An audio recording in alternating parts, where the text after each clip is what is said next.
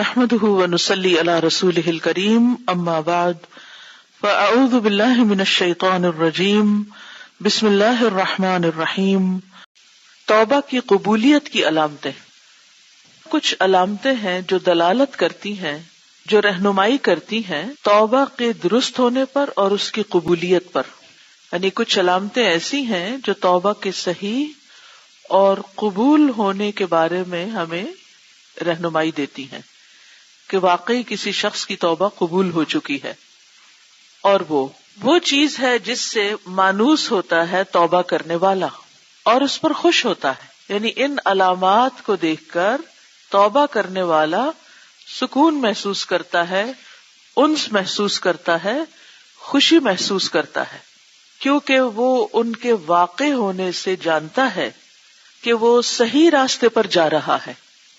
یعنی جب کوئی شخص یہ علامات دیکھتا ہے تو وہ خوش ہوتا ہے کہ ہاں میں صحیح کام کر رہا ہوں، صحیح طور پر توبہ کر رہا ہوں اور میری توبہ قبول ہو رہی ہے۔ وہ راستہ جو پہنچاتا ہے یا پہنچانے والا ہے نجات تک اور کامیابی تک قیامت کے دن۔ اور ان علامتوں میں سے نمبر 1 کہ ہو جاتا ہے بندہ توبہ کے بعد بہتر، زیادہ اچھا اس سے جو اس سے پہلے ہوتا ہے۔ یعنی بندے کے حالت میں، اس کی عبادت میں، اس کے اخلاق میں، اس کے کاموں میں بہتری آ جاتی ہے، اس کی زندگی میں امپروومنٹ ہوتی ہے، اس کا وقت اب نیکیوں میں گزرتا ہے۔ اور ہر انسان اس بات کو اپنے نفس میں، اپنے اندر، اپنی ذات میں محسوس کرتا ہے۔ یعنی یہ خوشی انسان خود ہی اپنے اندر محسوس کر سکتا ہے۔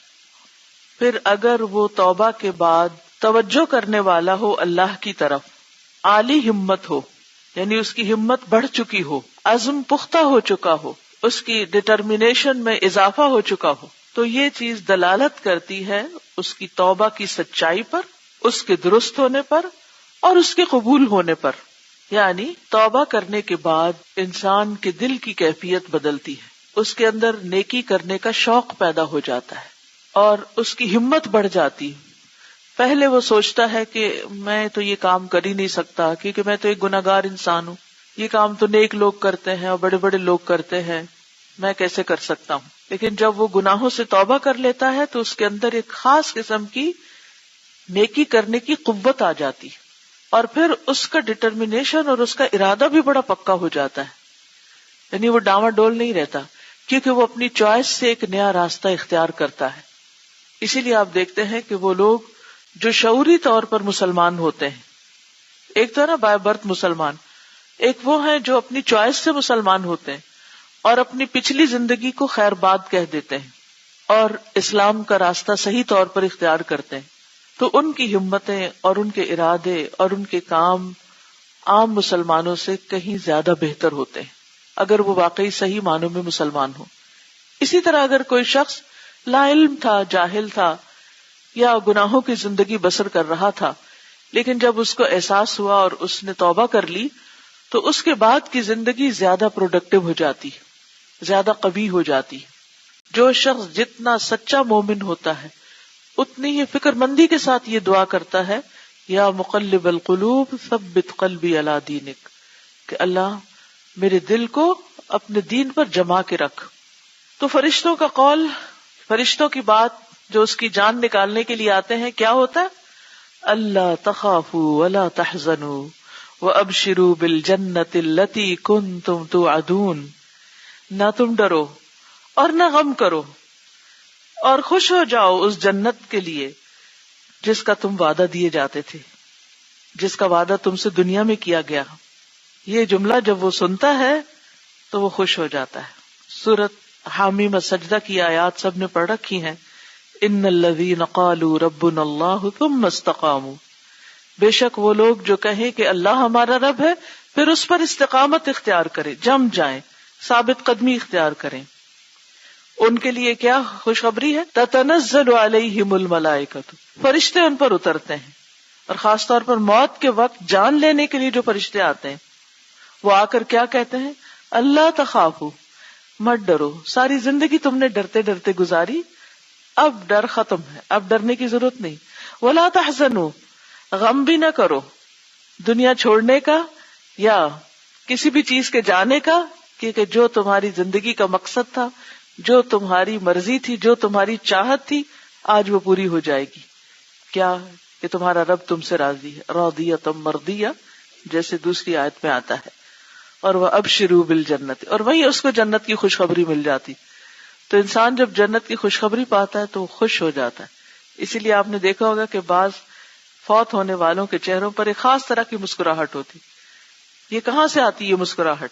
مرتے وقت تو انسان بڑی تکلیف میں ہوتا ہے، تو تکلیف کی تو ایک خاص کیفیت چہرے پر آ جاتی ہے. لیکن ایسے لوگ کیوں خوش ہوتے ہیں، کیوں مطمئن ہوتے ہیں، کیوں پرسکون ہوتے ہیں؟ کیونکہ انہیں یہ خوشخبری مل رہی ہوتی ہے اور ان کا خوف دور ہو جاتا ہے.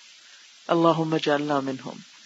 کیونکہ ہم میں سے ہر شخص جتنا جتنا دین کو پڑھتا جاتا ہے، قرآن پڑھتا جاتا ہے، تو اس کے دل کے اندر یہ خوف آتا جاتا ہے کہ کہیں میں کچھ غلط نہ کر دوں، کہیں میری آخرت خراب نہ ہو جائے، کہیں میری کسی بات پہ پکڑ نہ ہو جائے.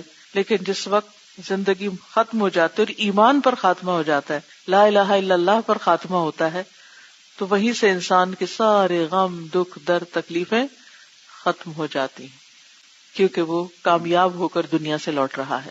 وہاں اس کا خوف بھی چلا جاتا ہے، زائل ہو جاتا ہے، اور اس کا قلق اور بے چینی اور تکلیف وہ بھی ختم ہو جاتی ہے. ابو بکر صدیق رضی اللہ عنہ کہتے ہیں، اگر میرے 2 قدموں میں سے ایک جنت میں بھی داخل ہو جائے تو بھی میں اللہ کے مکر یا چال تدبیر سے بے خوف نہیں، کہ کہیں ایسا نہ ہو کہ میں واپس بلا لیا جاؤں جب تک پوری طرح اندر نہ ہو جاؤں. اب ابو بکر صدیق کا خوف عام انسانوں کے خوف سے زیادہ ہے، اس لیے وہ ابھی بھی امن میں نہیں، حتیٰ کہ جنت کے اندر پورے نہ چلے جائیں. تو جتنا جتنا جس کا ایمان ہوتا ہے اتنا ہی اس کا خوف زیادہ ہوتا ہے، اتنا ہی اس کا تقوی زیادہ ہوتا ہے. وَلَعَلَّ هَذَا اسْتِعْشَارٌ لِقَوْلِ النَّبِيِّ صلی اللہ علیہ وسلم القلوب بین اصبعین من اصابع الرحمن یقلبها کیف یشاء.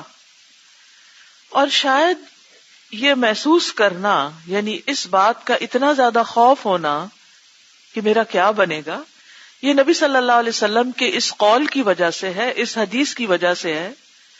کیا کہ القلوب دل بین اصبعین 2 انگلیوں کے درمیان ہوتے، من اصابع الرحمن رحمان کی انگلیوں کے، یقلبها کیف یشاء وہ انہیں الٹ پلٹ کرتا رہتا ہے جیسے وہ چاہتا ہے. تو اللہ سبحانہ و تعالی بندوں کے حالات جانتا ہے. ہم اگر دین پر ہیں یا ہمیں اس سے محبت ہے یا ہم اس راستے کو اپنائے ہوئے، تو یہ بھی اللہ کا فضل ہے، کرم ہے، عنایت ہے. اور جس انسان کو جتنا زیادہ اس نعمت کا احساس ہوتا ہے کہ یہ اللہ کی نعمت ہے جو مجھے ملی ہے، اللہ کی پہچان، اللہ کے دین کا راستہ، وہ اتنا زیادہ اس پر شکر گزار ہوتا ہے، خوش ہوتا ہے. اور جتنا زیادہ کسی نعمت پر انسان خوش اور شکر گزار ہوتا ہے اتنا ہی ساتھ ڈر آ جاتا ہے.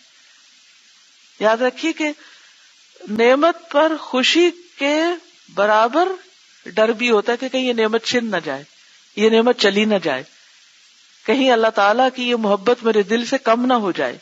ایک تو اس چیز کے ساتھ ہمیں اپنے بارے میں سوچنا چاہیے کہ اگر ہم واقعی چاہتے ہیں کہ ہماری توبہ قبول ہو اور ہم حق کے راستے پر رہیں، تو پھر قرآن سے، اللہ کے ذکر کی مجلسوں سے، اللہ والوں سے، دین سے جڑ کے رہیں، تھامے رکھیں ان چیزوں کو.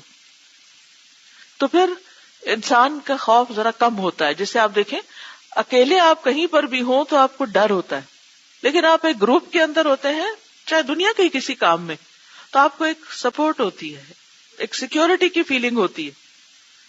اسی گھر، اسی بلڈنگ میں آپ اکیلے ہوتے ہیں تو آپ کی فیلنگ اور ہوتی ہے، جب بہت سارے لوگ ہوتے ہیں تو فیلنگ اور ہوتی ہے. اسی جگہ کو آپ لے لیں، اگر رات کے 12 بجے آپ کو یہاں اکیلے بیٹھنا پڑے تو دل کی حالت، وحشت کی حالت کیا ہوگی. تو بالکل اسی طرح جب ہم دین کی مجلسوں کو، ان رونقوں کو، ان روشنیوں کو چھوڑ دیتے تو اندھیروں میں چلے جاتے، اور ان اندھیروں میں بعض اوقات آئسولیشن میں بھی چلے جاتے. کتنے لوگ ایسے کہ جیسے مجلسوں میں شریک ہوتے تھے لیکن پھر اس کے بعد کیا ہوا، آہستہ آہستہ آہستہ ان سے دور ہوئے، تنہا ہو گئے، اور پھر وہ اس ڈارکنیس میں چلے گئے، اور پھر اس خوف کا شکار ہو گئے. وہ اللہ سے دوری کا خوف اور آخرت کا بھی فکر تو آتا ہی ہے بندے کو. جس کو ایک دفعہ آخرت کا پتہ چل جائے وہ ٹوٹلی بے خوف تو نہیں ہو سکتا، لیکن اپنے آپ کو ہیلپ لیس اور انسیکیور بھی محسوس کرتا ہے اس کے ساتھ ساتھ. تو اس لیے بہت ضروری ہے کہ انسان اگر توبہ کرتا ہے، ایک نئی زندگی اختیار کرتا ہے، تو اس میں اس کے لیے لائف سپورٹ بھی ہونی چاہیے تاکہ اس کی روح اور اس کا دل مر نہ جائے.